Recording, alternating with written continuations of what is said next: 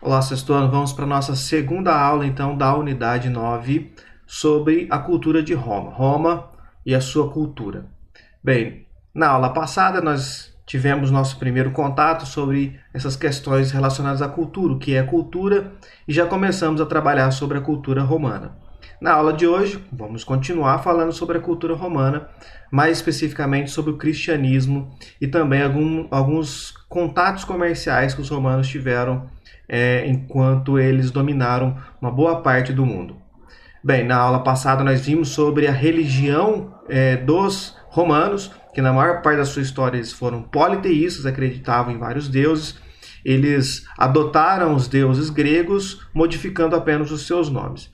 Porém, será durante o Império Romano que surgirá, então, uma das maiores religiões no mundo até hoje, que é o cristianismo. Então vamos ver como que o cristianismo impactou a história de Roma. Vamos lá? Bem, vocês sabem, né, a maioria dos alunos seguem o cristianismo, ou pelo menos conhece a história do cristianismo. Jesus de Nazaré, ou Jesus Cristo, é o que dá nome a essa religião. Ele nasce num território sob dominação romana. Ele nasce lá numa cidadezinha chamada Belém, da região da Judéia. Porém, naquela época, esta região era dominada pelo Império Romano, pertencia ao Império Romano. Em outras palavras, as pessoas daquela região teriam que se submeter às leis de Roma. Quando Cristo nasce, quando Jesus nasce, Otávio Augusto, o primeiro imperador, ainda era o governante. Portanto, ele nasce exatamente no início do Império, quando nós tínhamos o primeiro imperador de Roma. Porém, vocês se lembram, quando nós estudamos as unidades anteriores, que a partir de Otávio Augusto, do primeiro imperador de Roma, os governantes passam a receber o título de Augusto, que é divindade. Portanto, os imperadores de Roma passam a ter status de divindade, ou seja, passam a ser considerados deuses também. Mas o que o cristianismo pregava? Um Deus único. Diferente de tudo que era conhecido até naquele momento, em que não só os romanos, mas anteriormente os gregos e todos os povos que nós estudamos até este momento eram politeístas, adotavam o politeísmo. Mas desde o princípio os hebreus, que já habitavam essa região onde Jesus nasceu, acreditavam no Deus único, e é este mesmo Deus que Jesus também pregava, a existência de um Deus único. E um detalhe importante é a crença numa segunda vida. Então, esta vida terrena, material, ela é passageira, e haverá então uma segunda vida. E essa segunda vida, ela será num campo espiritual, e ela é muito melhor do que essa, porque não tem dor, não tem sofrimento, não tem miséria, é um mundo de paraíso, um mundo muito melhor do que esse conhecido aqui. Portanto, o mundo espiritual ele é muito mais importante do que o mundo físico. Para o cristão, o cálculo era relativamente simples. Seguia, então, as normas, a forma de viver do cristianismo, que o cristianismo pregava, para que nesta vida, que é passageira, que é curta, conseguisse então o passaporte para uma segunda vida que seria eterna e perfeita. Então, de certa maneira, era abrir mão de muita coisa desta vida, de alguns prazeres desta vida, para ter um prazer eterno numa segunda vida no mundo espiritual. Mas para isto é preciso crer então que Cristo, que Jesus é Filho de Deus e que esse Deus ele é único. Portanto, era preciso então que as pessoas abandonassem os cultos politeístas. E também, uma outra característica importante desta religião é o desapego aos bens materiais, portanto, abandonar também os acúmulos de bens.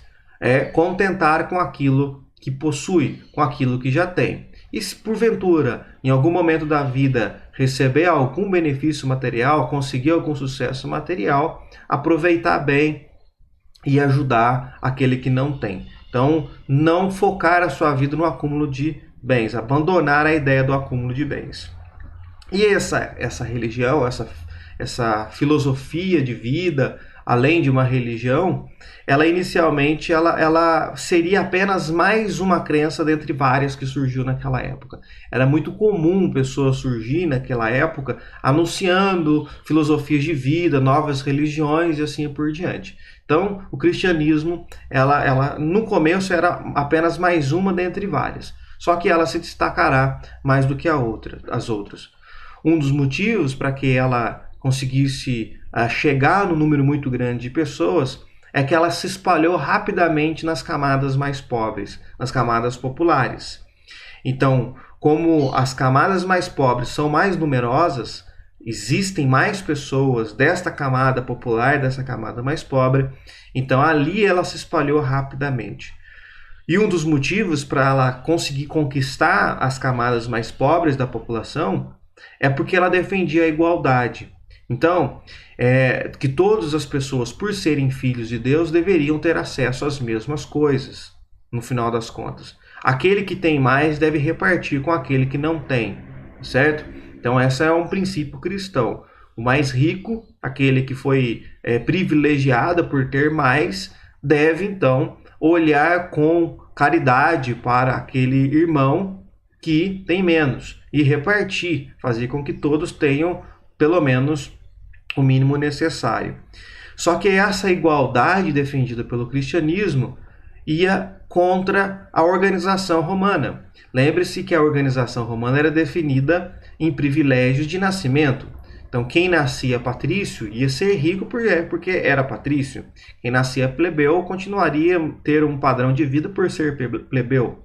Aqui no cristianismo nivela todo mundo, coloca todo mundo no mesmo patamar, certo?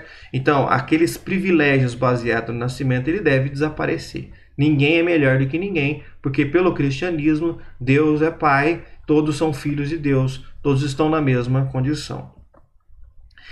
E o cristianismo também vai ser muito aceito entre as mulheres, porque diferente da religião politeísta, que havia poucas exceções onde as mulheres podiam participar da vida sacerdotal, no cristianismo elas podiam ter uma vida não necessariamente sacerdotal, mas uma vida monástica, uma vida mais pertencente à igreja, ligada diretamente à igreja. E isso possibilitava que elas tivessem, por exemplo, acesso a uma educação mais completa, certo? Aprender pelo menos a ler, a escrever, coisa que naquele momento, principalmente para as camadas mais pobres, era algo não muito comum. Depois da morte de Jesus, crucificado, como todos conhecem a história, essa devoção por ele aumentou ainda mais. Porque até a sua morte era, segundo a crença cristã, o cumprimento de profecias que foi dada aos judeus séculos antes. Então, só reforçava de que realmente tudo que Jesus pregou estava correto. E aí os seguidores de Jesus se espalharam as ideias cristãs por todo o território de Roma. Claro, como eles não acreditavam na divindade do imperador e defendiam uma organização social contrária àquela organização social de Roma, evidentemente que eles foram perseguidos por isso, por uma questão política. Não era nem tanto uma questão religiosa, mas principalmente uma questão política. Então os cristãos vão ser perseguidos. Só que, lembrem-se, na ideia cristã, quanto mais se sofre aqui nesta vida por amor do Evangelho de Cristo, mais garantido é a salvação. Portanto, se na vida do cristão abrir mão dos prazeres desta vida, viver como o Evangelho de Cristo ensina, para que se tenha a segunda vida, e mais, segundo o próprio Cristo, quem morre em defesa do Evangelho, está garantida a sua salvação. Portanto, quando se perseguia esses cristãos, nada mais era do que o cumprimento das próprias palavras de Cristo, que eles seriam perseguidos e mortos simplesmente por serem cristãos. Então, reforçava ainda mais de que aquele caminho estava correto. E isso atraía cada vez mais seguidores, certo? Mostrava, então, que tudo que foi profetizado ou pregado anteriormente estava se concretizando. Então, isso atraía um número muito grande de seguidores.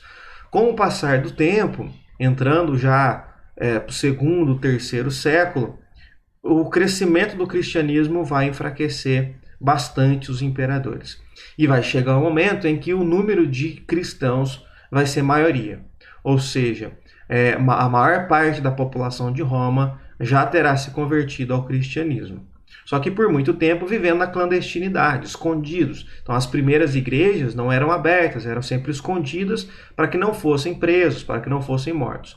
Muitos imperadores perseguiram os cristãos de forma muito violenta.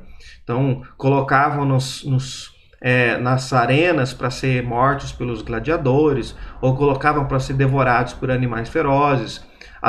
Alguns eram queimados em lugares públicos, amarrados em postes e eram queimados à vista de todos. Então, era uma perseguição extremamente violenta. Mas mesmo assim, é uma religião que cresceu muito rápido, de forma que chegou um momento em que superou o número de politeístas.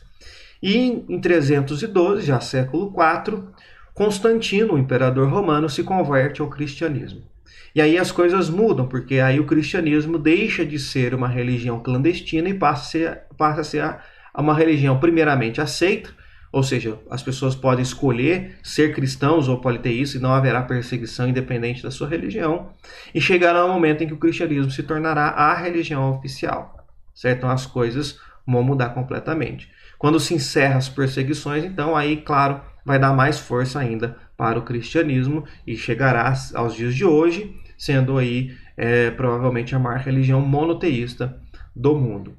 Bem, ainda nesta aula nós vamos, tem importância dentro da cultura romana, falar sobre os contatos comerciais.